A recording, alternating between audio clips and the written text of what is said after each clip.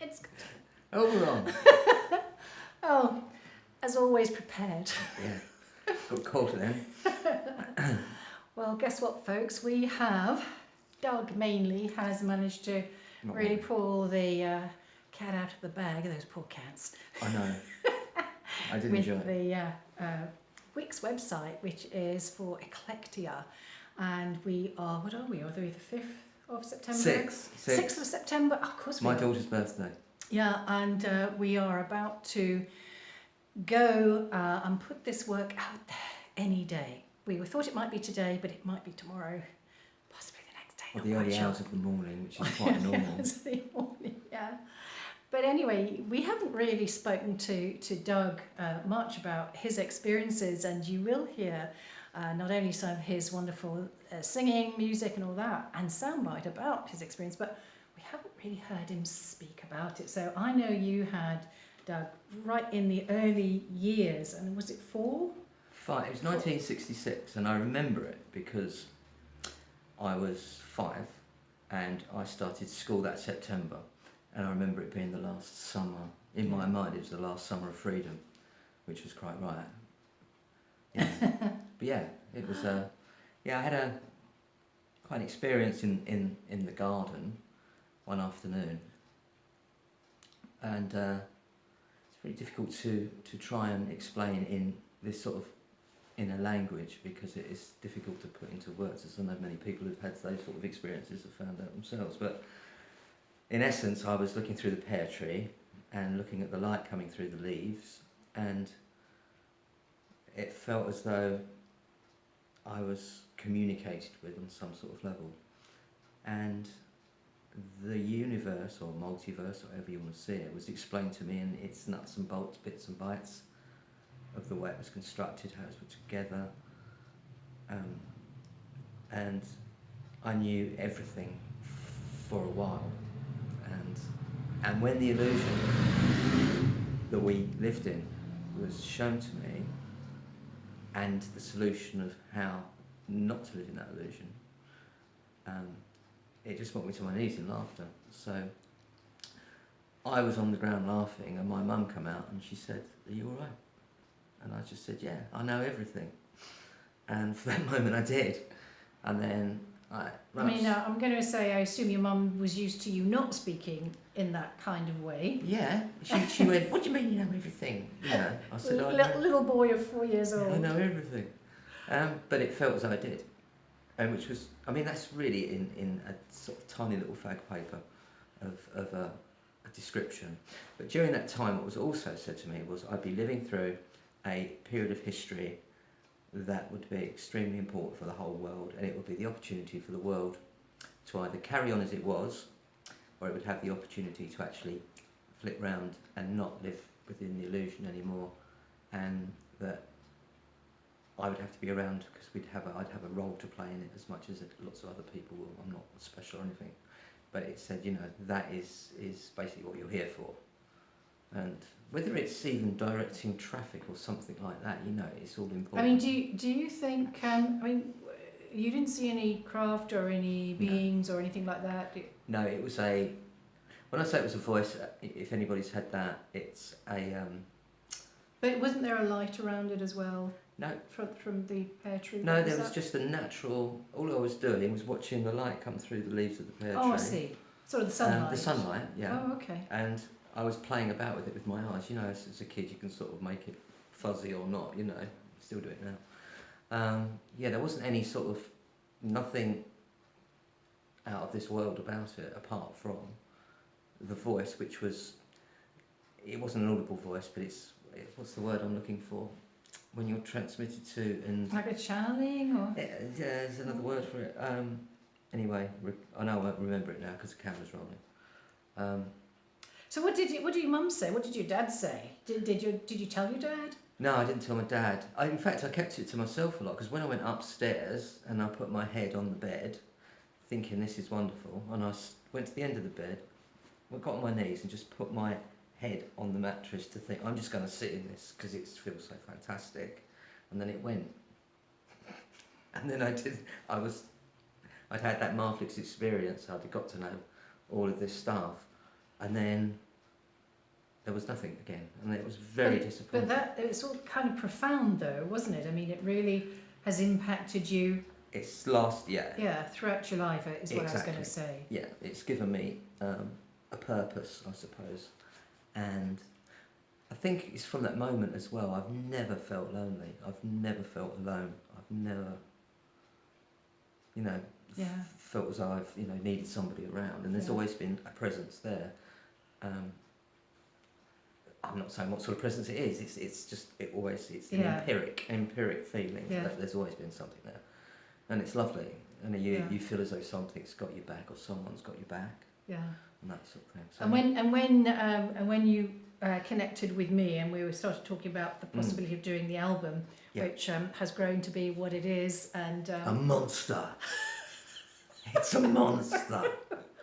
It's brilliant. I'll wait for you to hear it, It's folks. really good. I mean, it's excellent. I'm not going to say any more. Yeah. But it is. But, I mean, because Doug is also a professional musician and singer and songwriter, and, as well as being, contributing to the album, he's also been doing a lot of the back-end stuff with the website, helping with that and getting stuff together. And the next thing we're going to do is, try and get some interest from record labels, see if there's, this experiencer angle is going to light a fire in people. I really hope it is. And we've got a GoFundMe page out there, folks. Help make this go viral. I think that's the only bit that's missing now. We've got the product, we've got everything around it that we can sell it. We've got the graphics, which are brilliant. The music's great. The website's not too bad. And there's a lot of media and a lot of stuff to look at. That's all there. The only thing we really could do with is money, and I hate saying that word, and I've never sort of like asked for anything before like that, but we need some, and it would make it so much easier, wouldn't it, and take that. Yeah, and also it's the bigger picture about what the album is, what I'm doing with it, what my vision is for it, and that's about building really a bridge, kind of creating a pathway, bridging that gap between those people, the general public, I'm going to call them, and and I know plenty of those people too, who've not had experiences, who are not necessarily switched on to it, but maybe find it interesting, maybe have watched the X-Files or whatever, but and then this other party, this other faction of people like young Doug here, and the people who are on the album who are experiencers, and all those people that I've dealt with through the MASH project and now the ET Newsroom, who've had unbelievable, life-changing, profound experiences. And that includes, it goes across the whole genre of, paranormal, ET, the abductions, the contactee thing, the craft, astro dowsing, this forensic dowsing that is really beginning to come up now. People like Grant Cameron, Chris Bledsoe, who are really banging the drum about the message being in the music. And what is music but frequency? And I think that because of the fantastic, not only talent, but intent that people have, most of the people I think I've spoken to, I don't know about you, Doug, everybody just is coming to this album with an open heart. And that's not to sound Pollyanna about it, it's to say that their experience has changed them quite a bit, and it's opened them up to be more, whatever that more is. And it just means that they've come along with a compassionate aspect to being part of this. And I think it's going to be great fun too. Yeah, it's a lot of people I've spoken to that have never even considered the subject before. And the first thing you get for some, is, and then when you start explaining, the people, the musicians that are on the album, and they've heard a few snippets of their experiences, they've spun round. For example, my parents, who they've always been, they're not an out there, so they've always been pretty grounded, but they've really accepted it and they're really interested. In fact, my dad actually got my mum out of bed one evening recently to show her a UFO that he could see out of his window. Oh yeah, I'd forgotten about that. And that's my dad. Yeah. And he's going, get out of bed quick, Helen, there's a UFO.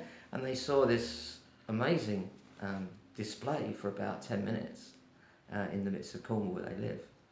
And that coming from my dad was like, wow.